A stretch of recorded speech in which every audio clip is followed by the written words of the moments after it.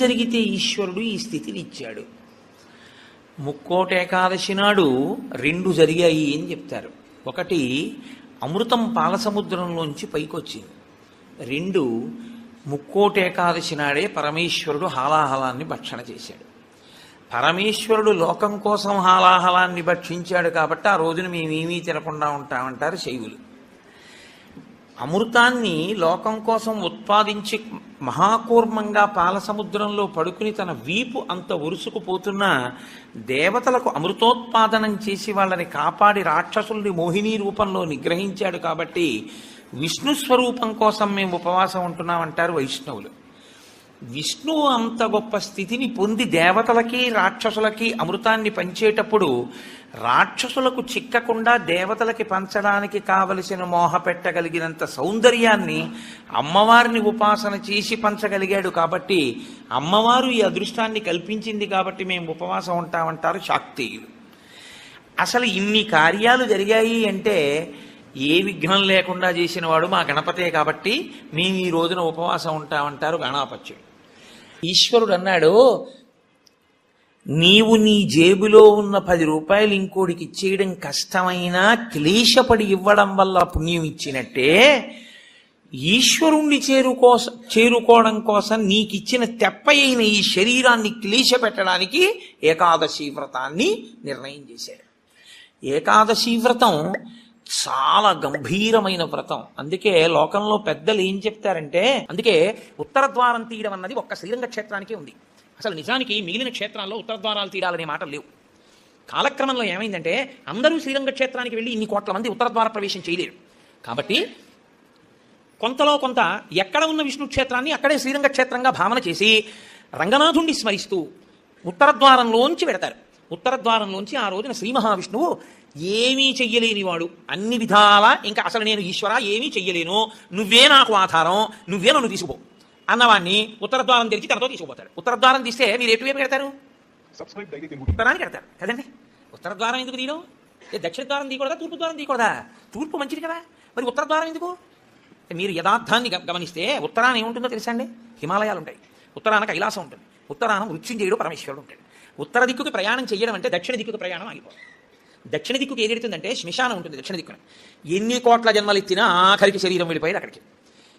ఎవడు ఈశ్వరుడితో పాటు ఉత్తినే ఉత్తర ద్వారంలోంచి వెళ్ళడం కాదు, అసలు నిజంగా ఉత్తర ద్వారంలోంచి వెళ్ళడం అంటే ఏమిటో తెలుసా అండి? ఈశ్వరుడి పల్లకి వెళ్ళి పల్లకి వెంట వీళ్ళు వెళ్ళాలి. అసలు శాస్త్రం అది. ఈశ్వరుడికి ఆ రోజున అర్చన చేసి పల్లకి పట్టుకుని పల్లకిని తీసుకెళ్తారు ఉత్తర ద్వారం నుంచి, ఆయనతో వెళ్ళాలి. నువ్వు తినే ఉత్తర ద్వారం నుంచి వెళ్తే నీకేం వస్తుంది? ఆయన వెళ్ళిన ఉత్తర ద్వారం నుంచి వెళ్ళాలనుకోవాలి. అసలు నిజంగా వెళ్ళవలసింది ఏమిటంటే ఈశ్వరుడితో వెళ్ళాలి. కనీసం నీ బాధ్యత ఏమిటి? ఉత్తర ద్వారం నుంచి నువ్వు వెళ్ళాలనుకుంటే ఈశ్వరుడితో వెళ్ళేటప్పుడు ఎలా వెళ్ళాలో నువ్వు అలా వెళ్ళాలి. ఈశ్వరుడితో వెళ్ళేటప్పుడు వెళ్ళేవాడు ఎలా వెళ్ళాలి? వైదికంగా వెళ్ళాలి. పైన చొక్కా బనీను ఏమీ లేకుండా ఉత్తరీయాన్ని మాత్రమే కప్పుకొని పంచ గోచీ పోసి కట్టుకోకుండా వెళ్ళకూడదు. గోచీ పోసి కుర్చీళ్లు పెట్టుకుని వెనక్కి దోపుకోకుండా విడితే మహాపాపం. వేదం పటలపందని చెప్తోంది. కాబట్టి కుర్చీళ్లు పెట్టి గోచీ పోసి వెనక దోపి అన్నీ విప్పి ఉత్తరీయం వేసుకుని ఎవరి సంప్రదాయానుసారం వారు తిలకధారణ చేయాలి. నీకు ద్వాదశనామములు అయితే ద్వాదశనామములు, నాకు విభూతి ధారణ ఎలా చెప్తే అలా నేను విభూతి ధారణ నేను చేసి శ్రీరంగనాథుడితో కలిసి ఆయన పల్లకీతో నేను ఉత్తర ద్వారంలోంచి మౌనంగా కానీ భగవన్నామని చెప్తూ కానీ ఆయన వెంట విడితే నా ప్రాణోత్క్రమణం అయినప్పుడు కూడా ఆయన నన్ను అలాగే తీసుకెడతాడు. ఉదారుడై నన్ను నమ్మి శాస్త్రం నమ్మి నాతో ఓ రోజు వచ్చాడు కాబట్టి ఇప్పుడు అలాగే తీసుకెడతానని ఉత్తర ద్వారంలోంచి తీసుకెడతాడు. ఇది ఇక ఏమీ చెయ్యలేను, నాకేమీ చేత కాదన్నవాడైనా కనీసం చెయ్యాలి. ఏమీ చేత కాని వాడన్నా చెయ్యాలి. ఈశ్వరాన్ని నాకు ఏం చేతనైనని నేను అన్నీ చేసేస్తాను, ఇది మాత్రం మానేస్తాను అన్నవాడన్నా చెయ్యాలి. అందుకే శివాలయంలో ఎందుకు ఉండదో తెలుసా అండి? ఉత్తర ద్వారం నుంచి వెళ్ళేది అక్కడికే కాబట్టి మళ్ళీ శివాలయంలో ఉత్తర ద్వారం ఎందుకు? అంత శివకేశవ అభేదంగా ఉంటుంది ముక్కోటి ఏకాదశి. ముక్కోటి ఏకాదశి చెయ్యడం అంటే శుద్ధోపవాస ప్రథమ నిర్జలోపవాసమే. అంతకన్నా మరి నేను మినహాయింపులు ఇచ్చి చెప్పడం నా వల్ల కాదు. కానీ శాస్త్రం ఒక్కరి విషయంలో మినహాయింపించింది. శరీర కష్టం చేసుకుని బ్రతికేవాణ్ణి మాత్రం ఉపవాసం చెయ్యమని నిర్బంధించవద్దు. వాడు పడిపోతాడు స్పృహ తప్పి, నీళ్ళు తాగకపోతే. కానీ అవకాశం ఉన్నవాళ్ళు మాత్రం తప్పకుండా చెయ్యవలసినదే, అంతకన్నా మార్గము లేదు. కాబట్టి శుద్ధోపవాస ప్రథమ నిర్జలోపవాసమే చెయ్యాలి యథార్థమునకు. మంచినీటి చుక్క కూడా ఇక ఏకాదశి తిథి నాడు పుచ్చుకోకూడదు.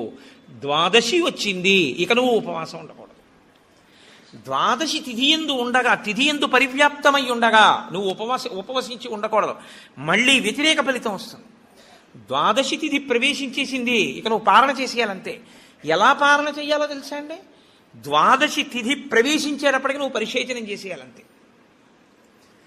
ద్వాదశి ఉదయం 6:30కు వచ్చింది అనుకోండి, మీరు 6:30 లోపల మీ భార్య గారు మీరు సంధ్యావందనం అనుష్ఠానం పూర్తి చేసే లోపల ఆవిడ మహానైవేద్యం సిద్ధం చేసి తీసుకొచ్చి ఇచ్చేయాలి. మీరు నైవేద్యం పెట్టేసి ఆ రోజు 6:30కి భోజనం చేసేయాలి. నాకు సహించదండి అనకూడదు, చేసేయడమే. ఏకాదశి వ్రతమునందు ద్వాదశి కలిసిపోయి ఉంటుంది. నేను చెప్పింది అబద్ధమైతే అంబరీషోపాఖ్యానం అబద్ధమే, అంబరీషోపాఖ్యానం అబద్ధమైతే వ్యాసుడే అబద్ధం. కాబట్టి నేను చెప్పింది నిజం. ఏకాదశి వ్రతం అంటే అంతే, అలాగే చేస్తారు.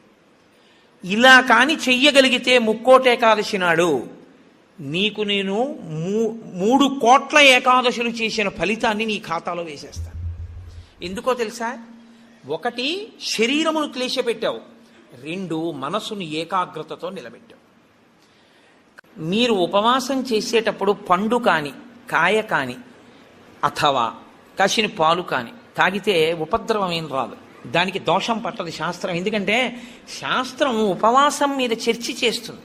ఉపనిషత్తుల్లో ఆ విషయం ఉంది, వేదంలో ఆ విషయం ఉంది.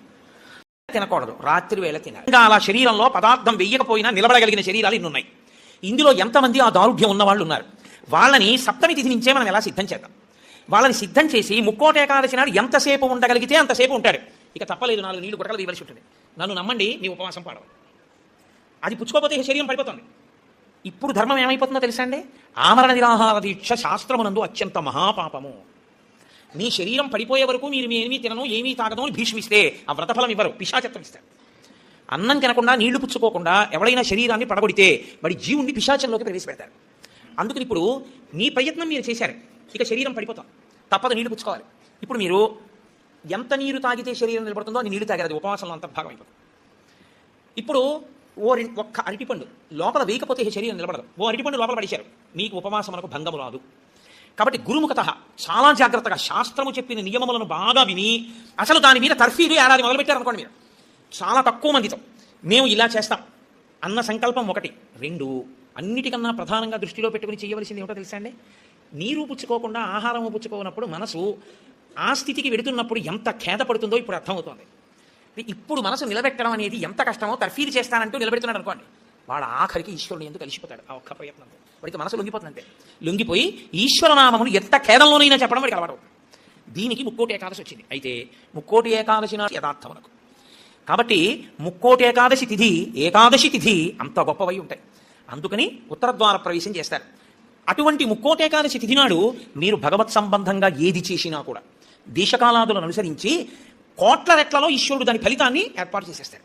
మీరు రామచంద్రమూర్తిని నించోబెట్టి పంచామృతాలతో అభిషేకం చేశారనుకోండి, 3 కోట్ల పర్యాయములు అభిషేకం చేసిన తర్వాత ఆ మూర్తి ఎంత తేజస్సుతో నిలబడుతుందో అంత తేజస్సుతో నిలబడుతుంది. ఇప్పుడు ఆ వంశానికి ఆ దేవాలయానికి ఎంత శక్తి వచ్చేసిందో మీరు ఆలోచించండి. మీరు ఒక తులసిదళం పట్టుకొచ్చి శ్రీ మహావిష్ణువుకి ఇచ్చారనుకోండి, మీరు 3 కోట్ల తులసిదళాలు పట్టుకొస్తే ఏ ఫలితమో ఆ ఫలితం ఇస్తారు. 3 కోట్ల ఏకాదశుల్లో 3 కోట్ల తులసిదళాలు పట్టుకొచ్చి ఇచ్చిన ఫలితం.